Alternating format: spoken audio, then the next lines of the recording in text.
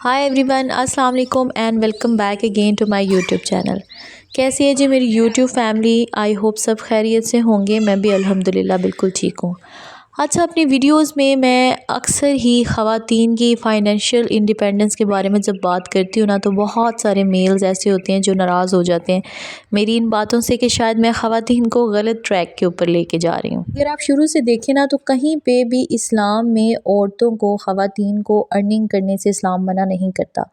बल्कि आप तुर्की के ये ड्रामे देखें ना, अर्तुगरुल गाज़ी, ये कोरलोस उस्मान, तो आप देखेंगे वहाँ पर ख़वातीन इवन के जंग में भी मर्दों के साथ हिस्सा ले रही हैं और जंगी सामान तैयार कर रही हैं, कालीन तैयार कर रही हैं और उन चीज़ों को बेच कर बाकायदा वो तिजारत करती हैं और कमाती हैं। आप इस चीज़ से अंदाज़ा लगा लें कि हज़रत खदीजा रज़ियल्लाहु ताला अन्हा वो भी तो तिजारत करती थीं और उन्हीं उनका जो सामान है वो हमारे नबी करीम सल्लल्लाहु अलैहि वसल्लम आगे जो लेकर जाया करते थे और सारा हैंडल किया करते थे, और उनकी ईमानदारी से मुतासिर हो गई हज़रत खदीजा ने हमारे नबी करीम सल्लल्लाहु अलैहि वसल्लम को जो है ना वो निकाह का पैगाम भिजवाया। और आजकल के दौर में ख़वातीन का अपने पैरों पर स्टैंड होना, फ़ाइनेंशियल फ्रीडम उनके पास होना और इस लायक वो हों कि वो अपने लिए कमा सकें, ये चीज़ बहुत ज़रूरी है। क्योंकि लाइफ बहुत ही अनप्रिडिक्टेबल है, आपको नहीं पता अगले लम्हे क्या होना है। और ख़ातून की ज़िंदगी तो ख़ास तौर पे अकेली उस पर डिपेंड नहीं कर रही होती, बल्कि उसकी ज़िंदगी में शामिल दूसरे लोगों के ऊपर भी उसकी ज़िंदगी का मेयार डिपेंड कर रहा होता है। तो इसमें बाकी लोगों के ऊपर तो हमारा इख्तियार नहीं है, एटलीस्ट हमारे अपने ऊपर तो हमारा इख्तियार है और हम अपने लिए तो कुछ ना कुछ कर ही सकते हैं। अपने आप को हम अच्छे बुरे हर तरह के वक्त के लिए तैयार कर ही सकते हैं। ये चीज़ कितनी ज़रूरी है, इस चीज़ का आप अंदाज़ा लगा सकते हैं। मैं आप लोगों के साथ एक वाक़या शेयर करती हूँ। अभी बिल्कुल रिसेंटली मुझे मेरी एक ना पुरानी क्लास फ़ेलो मिली। अभी उसकी कॉलेज की स्टडीज़ कंप्लीट नहीं हुई थी, तो उसका एक बहुत ही अच्छी वेल ऑफ फैमिली से ना रिश्ता आ गया और पेरेंट्स ने जब देखा कि इतना अच्छा रिश्ता है, तो उन्होंने फ़ौरन ही हाँ कर दी और उसकी शादी हो गई। और माशाल्लाह शादी को इतने साल गुज़र गए, 4 बच्चे भी हैं उसके। और अभी-अभी कुछ ही देर पहले उसके हस्बैंड ने सेकंड मैरिज कर ली। मैं कहती हूँ कि ये एक औरत के लिए सबसे बड़ी सज़ा है। उसका कॉन्फिडेंस, उसका मान, उसका गुरूर सब कुछ टूट जाता है जब उसके होते हुए उसका शौहर किसी और औरत को लाकर उसके सर पे बिठा दे। अब ये गलती बेशक उसके शौहर ने की होती है, लेकिन वो बंदी किसी के साथ आंखें मिलाने के काबिल नहीं रहती। वो किसी से बात करते हुए हिचकिचाती है और शायद वो कहीं ना कहीं खुद को ही कसूरवार समझ रही होती है। अब आप मुझे ये बताएं कि अगर इस तरह की बंदी अपने पैरों पर स्टैंड भी ना हो, अगर उसके पास कोई अर्निंग सोर्स भी ना हो, तो आप मुझे बताएं कि वो कहाँ लायक कर रही है इस टाइम। क्योंकि वो अपने लिए कुछ कर नहीं सकती, एजुकेशन उसने अपनी कंप्लीट नहीं की, कोई स्किल्स उसने लिए नहीं हैं, तो अब उसको अपने हस्बैंड की तरफ ही देखना पड़ेगा। उस वो तिलमिलाएगी अंदर ही अंदर, वो स्ट्रेस लेगी अपनी इस सिचुएशन का। लेकिन वो कर कुछ नहीं सकती ना, अब उसको वहीं पे रहना पड़ेगा। जो भी उसके दिमागी ज़हनी सेहत के ऊपर जो भी इसके असरात पड़ेंगे, वो इन सारी चीज़ों को बियर करेगी। ज़िंदगी में ऐसी हज़ारों मिसालें, हज़ारों लड़कियों की मौजूद है। देखिए, मैं ये नहीं कह रही कि हमेशा औरतों की ज़िंदगी में गलत मर्द आते हैं, मर्दों की ज़िंदगी में भी गलत औरतें आ सकती हैं। लेकिन मर्द उसका हल निकाल लेते हैं ना, वो सेकंड मैरिज की तरफ, थर्ड मैरिज की तरफ चले जाते हैं। इस्लाम ने उनको इजाज़त भी दे रखी है। लेकिन जो औरतें होती हैं, उनके लिए बहुत मुश्किल होता है ये स्टेप लेना कि वो अपनी शादी को तोड़ने का फ़ैसला लें, अपने हस्बैंड को छोड़ने का फ़ैसला लें।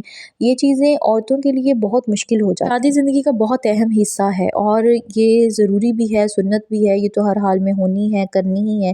लेकिन उससे पहले जो वक्त आप लोगों को मिला है, उस वक्त को आप बेहतरीन इस्तेमाल करते हुए अपने आप को स्किल्स से और एजुकेशन से इक्विप्ड कर लें, अपने आप को आने वाले वक्त के लिए तैयार कर लें। ना अक्सर टिकटॉक पर इधर उधर बड़ी फ़नी रील्स बनाई होती है लड़कियों ने कि मैं सोचती हूँ कि दिन रात मेहनत करूँ, पढ़ लिख जाऊँ, कुछ बन जाऊँ, और फिर मैं सोचती हूँ छोड़ो सब कुछ, दुल्हन ही बन जाती हूँ और हस्बैंड के पैसे पर ऐश करूँगी। गलत है। ऐसा जो कंटेंट है ये सुनने में बहुत एंटरटेनिंग और बड़ी एफर्टलेस सी ये चीज़ लग रही होती है, लेकिन हकीकत इसके बरक्स है। ये कंटेंट या इस तरह की चीज़ें आपको ऑफ ट्रैक करती हैं। और एक और हकीकत आप लोगों को मैं बता दूं कि शौहर सिर्फ उस बीवी के नखरे और शौक पूरे करता है जो बेहद खूबसूरत हो। और बेहद खूबसूरत होने के साथ साथ सारी ज़िंदगी अपनी उस खूबसूरती को मेंटेन रखने का हुनर भी रखती हो। शादी के बाद रिस्पॉन्सिबिलिटीज़ और बच्चे इन सब में पड़ के ख़वातीन अपना ख्याल रखना छोड़ती हैं और वो खूबसूरती जिसकी बेस पर उनके साथ शादी की जाती है वो कहीं खो जाती है और उसके साथ ही साथ मर्द की अट्रैक्शन भी कहीं ऐसे ही गुम हो जाती है। बहरहाल अगर बात करें आपकी खूबसूरती और अट्रैक्शन की तो ये भी लिमिटेड टाइम के लिए है और तब तक आप इसका फ़ायदा भी ले सकती हैं, बट आपकी ख्वाहिशात ये तो अनलिमिटेड हैं, ये सारी ज़िंदगी रहेंगी, सारी उम्र के लिए रहती हैं। हम यंग होते हैं, हमारे पास एनर्जी भी होती है और हमें लग रहा होता है कि ये वक्त हमेशा ऐसा ही रहेगा, बट आहिस्ता आहिस्ता वक्त भी बदल जाता है, हालात भी बदल जाते हैं और इन सब के बीच कहीं ना कहीं हम खुद भी बदल जाते हैं और पीछे सिर्फ़ और सिर्फ पछतावे रह जाते हैं हमारी बेवकूफ़ियों के, हमारी केयरलेसनेस के, हमारी इमेजिनेशंस के। मैं अक्सर कहती हूँ कि जवानी से ज़्यादा खूबसूरत और कोई चीज़ नहीं होती, लेकिन ये जो हमारी यूथ पीरियड है या फिर हमारी खूबसूरती है, ये वक्त के साथ साथ घटना शुरू हो जाती है और अगर ये चीज़ें भी ख़त्म हो जाएंगी तो पीछे क्या रह जाएगा जिसके ऊपर आप मान कर सकें, जिसके ऊपर आप कॉन्फिडेंट रह सकें। तो मैं कहती हूँ कि हर चीज़ की एक्सपायरी डेट होती है, सिवाय उस इल्म के और उस हुनर के जो आप सीखते हैं। आपके स्किल्स और नॉलेज वक्त के साथ साथ मज़ीद बेहतर होते हैं, मज़ीद निखरते हैं और आपका साथ कभी भी नहीं छोड़ते। इसलिए वक्त की कदर करें, अपनी एनर्जी, अपनी जवानी की कदर करें और इनको इस्तेमाल करके ख़ुद को इन पावर्स के साथ इक्विप्ड करें जो कभी ख़त्म ना हो। ख़ुद को तालीम और हुनर से आरास्ता करें और फाइनेंशियली इंडिपेंडेंट हों ताकि आपको अपनी ख्वाहिशात दबा कर ज़िंदगी ना गुजारनी पड़े। इसके अलावा देखें ना, सोशल मीडिया का दौर है, तो सोशल मीडिया ने ख्वाहिशात की रस्सी बहुत दराज कर दी है। हर कोई जहाँ है वहाँ से आगे ही जाना चाहता है, अपने लाइफस्टाइल को इम्प्रूव करना चाहता है, हर लग्जरी को एंजॉय करना चाहता है, लेकिन आपको ये समझ क्यों नहीं आ रही कि हर कोई अपनी ख्वाहिशात के पीछे है। तो लड़कियों, आपके ख्वाबों और ख्वाहिशों का ठेका किसने लेना है? आपने खुद ही लेना है। क्योंकि इस हकीकत को भी आपको तस्लीम करना पड़ेगा कि ज़्यादातर जो शौहर हज़रात होते हैं वो सिर्फ़ ज़रूरियात पूरी करते हैं, ख्वाहिशात नहीं। और फिर जब आपके बच्चे हो जाते हैं तो फिर मियाँ और बीवी दोनों जो हैं वो बच्चों के बारे में सोचना शुरू कर देते हैं, अपने बारे में नहीं। और बच्चों को भी अच्छा लाइफ स्टैंडर्ड देने के लिए कहीं न कहीं आज के दौर में मियाँ और बीवी दोनों को मिलकर काम करने की ज़रूरत होती है। जिस शरह से महंगाई बढ़ रही है, जिस तरह से दिन ब दिन देखें चीज़ें महंगी होती जा रही हैं, तो एक आम बंदे की रीच से बहुत दूर होती चली जा रही हैं। हमारी जो अर्निंग्स हैं, हमारी जो कमाइयाँ हैं, वो उस लिहाज से नहीं होती। तो एज़ ए रिज़ल्ट घरों में झगड़े, फ़साद और फिर यहाँ तक बात पहुँच जाती है कि हस्बैंड और वाइफ सेपरेशंस पर आ जाते हैं। मतलब सुकून इन सब चीज़ों ने कहीं छीन लिया है रिश्तों का। और एक चीज़ आपने अक्सर सुना होगा, बड़ों को, माँओं को, बेटियों को ये समझाते हुए कि भई सब्र करना सीखें। हमेशा बेटों को प्रायोरिटी दी जाती है, लड़कियों को सब्र के दर्स दिए जाते हैं। इवन के घर में अगर सालन कोई अच्छा बन रहा होता है, कोई गोश्त बन रहा हो, चिकन बन रहा हो, तो सबसे अच्छी वाली बोटियाँ जो होती हैं ना, वो माएँ निकाल के बेटों को दे देती हैं और फिर बेटियों को तो कुछ भी दे दें चल जाएगा। शुरू से बहनें जो हैं वो भाइयों की खिदमतों में लग जाती हैं, उनके कपड़े प्रेस कर रही हैं या उनको खाना ला के दे रही हैं, मतलब उनकी खिदमत सरअंजाम देना शुरू कर देती हैं। देखिए, बहुत सारी लड़कियां ऐसी होती हैं जो इन सब चीज़ों से गुजरी नहीं होती और आगे ज़िंदगी में गुजरना चाहती भी नहीं। लेकिन असल बात तो ये है कि लड़की को शादी के बाद ढलना पड़ता है, झुकना पड़ता है, एडजस्ट करना पड़ता है। अगर शादी के बाद सुकून से ज़िंदगी गुजारना चाहती हैं तो फिर आपको हाँ में हाँ मिलानी पड़ेगी, हस्बैंड के भी और ससुराली रिश्तों के भी। लेकिन अगर आप एक ऐसी बंदी हैं जो एडजस्टमेंट से घबराती हैं, इनमें बर्दाश्त नहीं है, जो हर चीज़ को अपने लिहाज और अपने तरीके से करना चाहती हैं, जिसकी सोच का एक ज़ाविया है जो जबर बर्दाश्त नहीं कर सकती, तो फिर आपको जो है तैयारी करनी पड़ेगी आज से ही। अपने आप को कुछ बनाएं ताकि लोग आपसे बात करने से पहले सोचें। लेकिन जो बंदी वेल एजुकेटेड होती है ना, लोग उसके हकूक़ का इस्तेहसाल करने से पहले सोचते हैं। उन्हें पता होता है कि आगे से रिएक्शन हमें फ़ेस करना पड़ेगा। दूसरी तरफ वो बंदियाँ जो मुकम्मल तौर पर अपने हस्बैंड्स के ऊपर डिपेंडेंट रहती हैं और घर का वो बेशक सारा काम-काज, अपनी सारी रिस्पॉन्सिबिलिटी बहुत अच्छे तरीके से भी पूरी करें ना, फिर भी उनको उस लेवल की इम्पोर्टेंस नहीं मिलती। शायद उसके पीछे ये बात होती है कि भई इसने कहाँ जाना है, इसने तो यहीं पे रहना है। तो इसके साथ जो है हम जिस तरह का मर्ज़ी सलूक कर लें, she is okay with it. देखिए, फ़िलहाल अगर बाकी आप कामों को टाइम नहीं भी देंगी ना, जैसे अगर आप कुकिंग नहीं सीख रही हैं, आप कोई घर के काम-काज अगर आप ना भी सीखें, तो शादी के बाद आपके पास टाइम होगा। आप इन चीज़ों को आहिस्ता-आहिस्ता सीख सकती हैं। लेकिन अपने आप को अपने पैरों पर खड़ा करने का जो वक़्त है वो शादी से पहले तक का ही है। शादी के बाद एकदम से आपके ऊपर इतनी सारी रिस्पॉन्सिबिलिटीज़ आती हैं, आपने बच्चों को सँभालना होता है, आपने अपने हस्बैंड्स को देखना होता है, अपने घरों को मैनेज करना होता है। उस बीच में आके आपको अपने लिए फिर वक़्त नहीं मिलता। आपकी अपनी ज़ात के लिए, अपनी सैटिस्फैक्शन के लिए आप जो कुछ भी करना चाहती हैं ना, उसका जो बेहतरीन वक़्त है वो शादी से पहले तक का ही वक़्त है। उसी को इस्तेमाल करें, उसी की बेहतरीन यूटिलाइज़ेशन करें। जिस तरह से ज़माना बदल रहा है उस तरह से खुद को भी बदलें।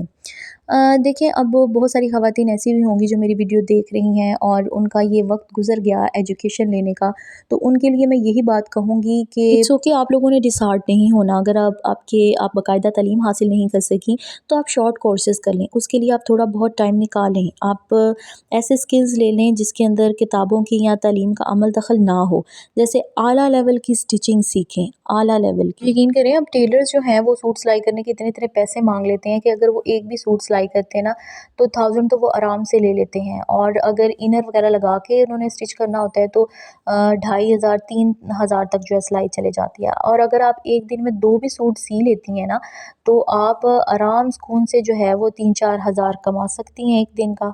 फिर आप खुद ही अंदाज़ा लगा लें कि पूरे महीने की अर्निंग आपकी कहाँ तक जाती है। इसके अलावा आप सैलून सर्विसेज सीख सकती हैं। सैलून का काम इतना ज़्यादा है, वो आप सीख सकती हैं, अपना एक बेहतरीन सा सैलून बना सकती हैं। ये एक स्टूडेंट थी, शी वाज़ डूइंग एफएससी, और उसकी मदर ने ना घर के अंदर ही अपना एक सैलून बनाया हुआ था, लेकिन वो मेकअप बहुत अच्छे लेवल का करती थी। मतलब उनके अंदर ये बहुत अच्छा स्किल था और ये उन्होंने अपनी बेटी के अंदर भी ट्रांसफ़र किया। हालाँकि बेटी पढ़ने के अंदर भी बहुत अच्छी थी माशाल्लाह, वैसे भी बहुत क्यूट, बड़ी प्यारी सी थी। तो आप यकीन करें कि उनको ये काम इतना बेहतर लगा कि उस बेटी ने एफएससी करने के बाद जो है वो अमेरिका के लिए अप्लाई किया हुआ था। उनकी शायद कुछ फैमिली ऑलरेडी वहाँ पर रहती थी और इस तरह से मतलब कुछ टर्म्स थी उनकी, तो उनका अमेरिका जाना आसान हो गया। उनका वीज़ा लग गया और वो अमेरिका चली गई। बच्ची ने आगे तो स्टडी कोई कंटिन्यू की है, लेकिन वो साइंसेज़ की फ़ील्ड में नहीं गई, लेकिन वहाँ पर जाके अमेरिका में जाके वो सैलून सर्विसेज़ दे रही है। वो एक मेकअप आर्टिस्ट बन चुकी, इतने ज़्यादा पैसे कमा रही है ना, उतने शायद यहाँ पर पीएचडी भी कर लेती ना तो इतने पैसे ना कमा पाती। तो देखें, आपने जो कुछ भी करना है, मतलब अगर आप स्टडी भी कर रहे हैं तो आपका बेसिक गोल यही होना चाहिए कि कल को इसको कैसे यूटिलाइज़ करना है कि ये हमारे लिए एक अर्निंग सोर्स जनरेट कर सके, ठीक है। और आप जो भी चीज़ सीख रहे हैं उसके पीछे जो बेसिक गोल वो पैसा कमाना ही होना चाहिए, क्योंकि पैसा बहुत ज़्यादा इम्पॉर्टेंट है। आप बिज़नेस स्किल्स सीखें, मार्केटिंग करना सीखें, सीखें कि चीज़ें बेचते कैसे हैं। उसके बाद आप अपने ऑनलाइन स्टोर्स बना सकते हैं, आप व्हाट्सएप के ऊपर सेलिंग कर सकते हैं, ठीक है। बहुत सारी चीज़ें की जा सकती हैं। तो ये चीज़ आपके अंदर कॉन्फिडेंस भी पैदा करेगी। आप इत्मीनान और खुशी महसूस करेंगी जब आप खुद कमाना शुरू कर देंगी। आप ये चीज़ आजमा कर देख लें। औरत की सबसे बड़ी पावर जो है वो फाइनेंशियल फ्रीडम की पावर है। अगर आप फाइनेंशियली इंडिपेंडेंट है ना तो फिर आपका खूबसूरत होना या ना होना ये भी मैटर नहीं करता। तो ये थी जी सारी बातें जो मैं आप लोगों के साथ शेयर करना चाह रही थी। उम्मीद करती हूँ आप लोगों को मेरी बातें समझ आई होंगी और आज के व्लॉग से आप लोगों को कुछ ना कुछ सीखने को मिला ही होगा। जो लोग मेरे चैनल पर पहली दफ़ा विज़िट कर रहे हैं उनसे रिक्वेस्ट है कि चैनल को सब्सक्राइब लाजमी कर लिया करें, क्योंकि जब भी मैं अपने चैनल के एनालिटिक्स चेक करती हूँ ना तो 80% ऐसी ऑडियंस होती है जो चैनल को सब्सक्राइब ही नहीं करती। और आपको मेरी वीडियोस कैसी लगती हैं कमेंट्स में ज़रूर बताया करें। अगर कोई स्पेसिफिक टॉपिक के ऊपर आप डिस्कशन चाहते हैं तो वो भी आप कमेंट बॉक्स में बता सकते हैं। इंशाल्लाह इसके ऊपर भी मैं मज़ीद वीडियोस बना दूँगी। और 2 टोडलर बच्चों के साथ जो है ना रेगुलर यूट्यूब के ऊपर वीडियोस अपलोड करना मेरे लिए थोड़ा नहीं, काफ़ी सारा मुश्किल होता है, बट फिर भी मैं ट्राई करती हूँ इन टच रहने की। इंशाल्लाह जैसे ही विंटर सीज़न आएगा ना तो रातें लंबी हो जाएंगी, तो काफ़ी सारा टाइम मुझे मिल जाया करेगा वीडियोस के ऊपर काम करने के लिए भी। आजकल तो समर का सीज़न जा रहा है ना, तो उस तरह से प्रोडक्टिविटी मेरी जो है ना वो थोड़ी सी कम है। और वो मेरी सारी बहनें जो कुछ भी नहीं कर सकती या करना नहीं चाहती, वो कम से कम एक काम ज़रूर कर सकती हैं कि यूट्यूब से ही देखकर एक यूट्यूब चैनल बना लें और फिर उसके ऊपर जो है अपनी वीडियोस वगैरह पोस्ट करें और इसके थ्रू भी आप अच्छी खासी अर्निंग कमा सकते हैं। इसका सबसे बड़ा फ़ायदा ये होगा कि घर में रहते हुए ही अपना कंटेंट बनाएं और लोगों को एजुकेट करें किसी न किसी चीज़ के बारे में जो जिसके अंदर भी आप अच्छी हैं। आप अच्छी कुकिंग कर सकती हैं तो आप कुकिंग चैनल बना लें। आप स्टिचिंग अच्छी करती हैं तो उसके लिए आप स्टिचिंग सिखा सकती हैं। अगर आप वेल एजुकेटेड हैं, आपका कोई अपना एक स्ट्रॉन्ग सब्जेक्ट है, तो आप उसकी वीडियोस जो हैं वो यूट्यूब के ऊपर डाल सकती हैं। मैं कंप्यूटर टेक से बिल्कुल रिलेटेड नहीं थी, लेकिन मैंने ये जो चैनल बनाया है या जो कुछ भी मैं एडिटिंग थोड़ी बहुत जो कर लेती हूँ वो मैंने सारा कुछ यूट्यूब से ही सीखा है। इस चीज़ की तरफ अगर आपका इंटरेस्ट है, आपका रुझान बनता है तो आप ज़रूर अपना चैनल स्टार्ट करें। और मैं तो आप लोगों के साथ साथ हूँ ही, आप मुझे इंस्टाग्राम के ऊपर फॉलो भी कर सकती हैं। अगर चैनल बनाने में आपको कोई दुश्वारी या प्रॉब्लम पेश आए तो आप मुझे इंस्टाग्राम पर डीएम भी कर सकते हैं। इंशाल्लाह मैं आप लोगों को जहाँ तक हो सके गाइड करूँगी। और इसी के साथ मुझे दे इजाज़त, दुआ में याद रखिएगा, अपना बहुत सारा ख्याल रखिएगा। अल्लाह हाफ़िज़।